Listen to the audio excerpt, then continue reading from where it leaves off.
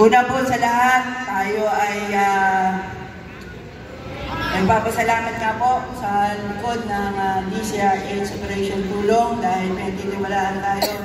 Every time po na may patutulungan sila, lalo na sa mga taga-Bulacan, nakasupport po tayo, pinagtitiwalaan din tayo matagal na.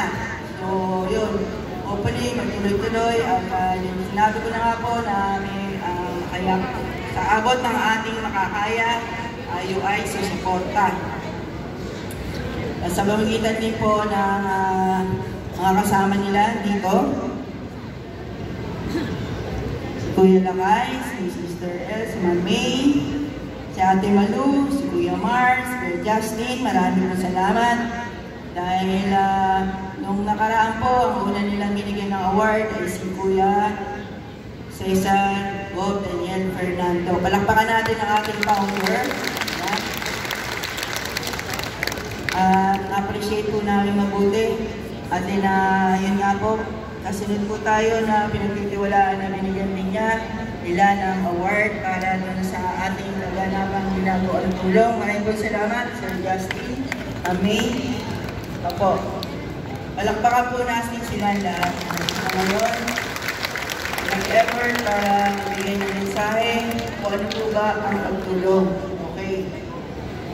Ano po ba ang pagtulong? Ilang years na po ba dito yung pinakamatagal ng kasama namin? Tumayo po ang lahat ng mga barangay coordinators. Tumayo po. Ayan. Yung po mga dati na, tumayo po. Inikilala ko po.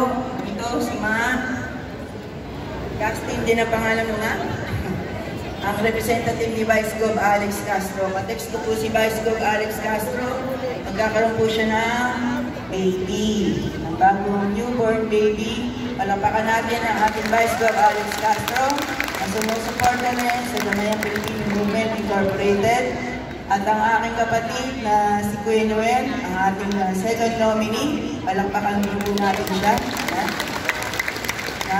Madalas ko rin po kinakatok at sinasabi na kailangan natin sumuporta at tumulong. Mas palad po siya na nagbibigay ng tulong dito sa mga ating mga kababayan, lalo na sa Bulacan. Ayan, parapakan natin si Kuya Noel.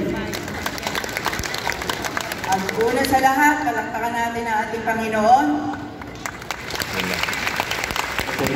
Kaya ko kayo pinatayo kasi gawa ng nire-recognize namin at taus-puso kami nagpapasalamat sa inyo sa pagiging volunteer. Opo.